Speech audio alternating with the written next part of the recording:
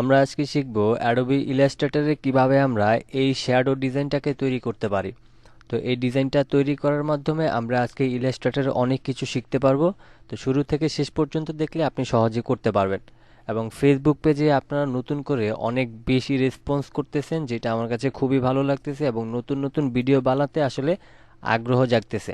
তো সেক্ষেত্রে আশা করতেছি পরবর্তীতেও এরকমভাবে সাপোর্ট করবেন এবং অবশ্যই ভিডিওগুলি শেয়ার করে দিবেন। তো চলুন শুরু করে দিচ্ছি। আমি সম্পূর্ণটাকে এখান থেকে ডিলিট করে দিচ্ছি। এরপরে হচ্ছে আমি প্রথমে যাব টাইপ টুলে। টাইপ টুলে যাওয়ার আগে আরেকটা কথা বলে রাখি, আপনারা অবশ্যই এই যে ব্যাকগ্রাউন্ডে যে কালারটা আছে সেটাকে অবশ্যই ব্ল্যাক করে নেবেন।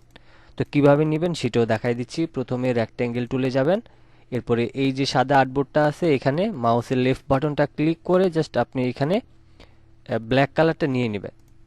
এরপর এটা যেহেতু আমাদের আলাদা একটা অবজেক্ট, এখানে কাজ করলে এই ব্ল্যাক কালারটা এদিক সেদিক সরে যেতে পারে।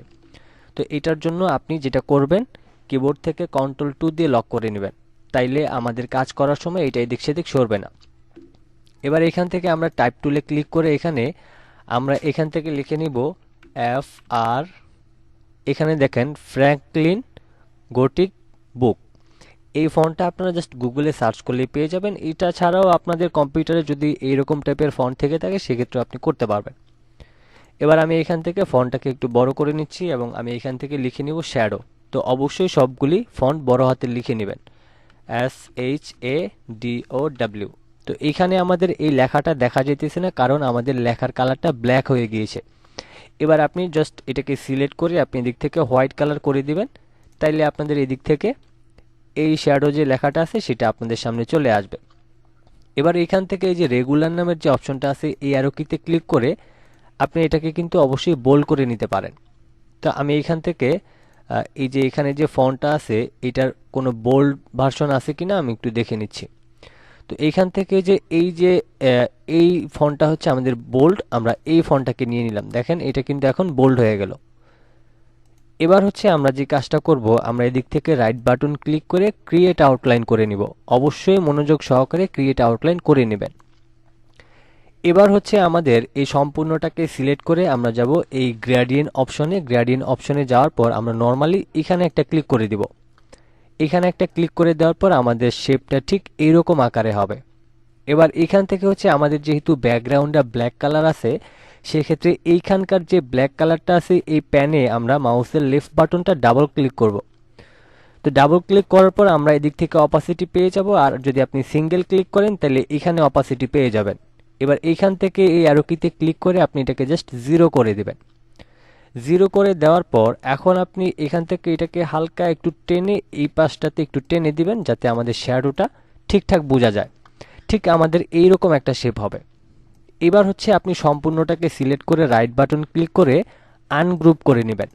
আনগ্রুপ করে নেওয়ার উদ্দেশ্যটা হচ্ছে আমাদের এইখানে যে শেপের এই যে প্রত্যেকটা যে ফন্ট আছে এখানে কিন্তু আমাদের বেশ কিছু গ্যাপ আছে। এই গ্যাপগুলিকে আমরা যদি চাপায় দিই তাইলে আমাদের ডিজাইনটা অনেক বেশি সুন্দর হবে। তো এবার হচ্ছে নর্মালি আমি এইচটাকে আমি এদিক থেকে একটু চাপায় নিলাম এবং এখান থেকে এটাকে আমি একটু চাপায় নিচ্ছি। এরপর আমি এই ডিটাকে এদিকে চাপায় নিব। এরপর আমি ওটাকে একটু চাপায় নিতেছি, বেশি চলে আসছে, আমি একটু সরাই নিচ্ছি। দেন এই ডাব্লিউটাকে আমি একটু এদিকটাতে চাপায় নিব। তো ঠিক আপনারা এইভাবে করে আসলে শেপটা প্রথমে তৈরি করবেন। এবার এইখানে হচ্ছে আমাদের মেইন যে শেপটা সেটা কিন্তু আমাদের তৈরি হয়ে গিয়েছে। এখন আমরা নিচে যে ওভারল্যাপটা তৈরি করি এটার জন্য কিন্তু আমাদের এই ডিজাইনটা অনেক বেশি সুন্দর লাগে। তো প্রথমত হচ্ছে আমরা এখান থেকে সম্পূর্ণটাকে সিলেক্ট করব। সিলেক্ট করার পর আমরা অল্টার এবং শিফট ধরে আমরা এটাকে নিচে কপি করে নিব। কপি করে নেওয়ার পর এটা সিলেক্ট থাকা অবস্থায় আপনি রাইট বাটন ক্লিক করবেন, তারপর এখান থেকে ট্রান্সফর্মে যাবেন। এবার এখান থেকে আপনি রিফ্লেক্টে ক্লিক করে আপনি এখান থেকে অবশ্যই হরিজন্টালে রেখে জাস্ট ওকে দিয়ে দিবেন, কারণ আমরা আগে কপি করে নিয়েছি, এজন্য আমরা এখন কপিতে ক্লিক করব না। যদি আপনি কপি এখানে করে নিতে চান তাহলে আগে ভাগে টেনে নেওয়ার প্রয়োজন নেই, জাস্ট কপি করলেই হবে। তা আমি যেভাবে দেখিয়ে দিচ্ছি আপনারা যেহেতু নতুন সেক্ষেত্রে আপনাদের জন্য এভাবেই সহজ হয়ে যাবে। আমি জাস্ট ওকে করে দিলাম। ওকে করে দিলে যেই সুবিধাটা হবে সেটা হচ্ছে যে দেখেন, মনে হচ্ছে যে এই যে লেখাটা আছে এই শ্যাডো লেখাটার এই দিকে জাস্ট আমাদের একটা ছায়া পড়েছে, এখনো কিন্তু আমাদের কাজ শেষ হয়ে যায়নি। এবার আমরা সম্পূর্ণটাকে সিলেক্ট করে আমরা এটাকে একটু নিচে নামাই নিব। নিচে নামায় নেওয়ার পর এখন আমরা সম্পূর্ণটাকে সিলেক্ট করে আমরা এই অ্যারো কিতে ক্লিক করে এটাকে আমরা ব্ল্যাক অ্যান্ড হোয়াইট আবারও করে নিব। ঠিক আছে, ব্ল্যাক অ্যান্ড হোয়াইট করে নেওয়ার পর এখন হচ্ছে আমাদের এইদিকে ঠিক শেপটা এরকম আকারে হবে। এরপরে হচ্ছে আমাদের এদিক থেকে আমরা এই ব্ল্যাকটাকে একটু বাড়ায় দিচ্ছি। দেন আমরা এটাকে সম্পূর্ণটাকে সিলেক্ট করে আমরা এদিক থেকে এই রেক্ট্যাঙ্গেল শেপে যাব। এবার মাউসের লেফট বাটনটা ক্লিক করে আমি এই যে সম্পূর্ণ ফন্টটা আছে এটাকে সম্পূর্ণটাকে সিলেক্ট করে নিব। সিলেক্ট করে নেওয়ার পর এখন আমাদের এই শেপটাকে ঠিকঠাক করতে হবে আমাদের এই দিক থেকে এই যে আমাদের গ্রেডিয়েন্ট টুল আছে এটার মাধ্যমে। তো প্রথমে আমরা মাউসের লেফট বাটনটা ক্লিক করে সোজাসুজি আমরা এটাকে নিচের দিকে নামায় নিলাম এবং এখন আমরা এটাকে একটু সোজা করে নিচ্ছি এবং এখান থেকে হচ্ছে আমি এটাকে একটু উপরের দিকে নিয়ে যাব এবং এইখান থেকে আমি এটাকে আরেকটু উপরের দিকে তুলে দিচ্ছি যাতে আমাদের শেপটা অনেক বেশি সুন্দর লাগে দেখতে। তো আমরা ঠিক এইরকম আকার একটা শেপে তৈরি করে নিলাম। এবার হচ্ছে আমরা এখান থেকে এই সম্পূর্ণটাকে সিলেক্ট করব। সম্পূর্ণটাকে সিলেক্ট করে আমরা যাব উইন্ডোতে, উইন্ডো থেকে আমরা একটু অ্যারো কিতে ক্লিক করে নিচে যাব। নিচে যাওয়ার পর আমরা এখান থেকে ট্রান্সপারেন্সি নামের যে অপশনটা আছে এইটাকে পেয়ে যাব এবং এইখান থেকে আমরা যে কাজটা করব এই যে মেক মার্কস এই অপশনটাতে আমরা একটা ক্লিক করে দিব। ক্লিক করে দেওয়ার পর দেখেন এদিকে আমাদের যে ওভারল্যাপটা তৈরি করার প্রয়োজন ছিল সেটা কিন্তু তৈরি হয়ে গিয়েছে। এবার আমরা আমাদের প্রয়োজন অনুযায়ী এটাকে হালকা একটু উপরের দিকে তুলে নিব যাতে আমরা এই ওভারল্যাপটাকে ঠিকঠাক মতো তৈরি করতে পারি। এরপর হচ্ছে আমি একটু জুম করে এটাকে সঠিকভাবে বসায় নিচ্ছি। আমি আরেকটু জুম করে নিব, জুম করে এটাকে সঠিকভাবে বসিয়ে নিব। আমি এটাকে আরেকটু উপরের দিকে তুলে এখানে বসিয়ে নিলাম। এবার এখান থেকে যদি আপনি এটার কোনো আকৃতি পরিবর্তন করতে চান সেক্ষেত্রেও কিন্তু আপনি পরবর্তীতে করতে পারবেন।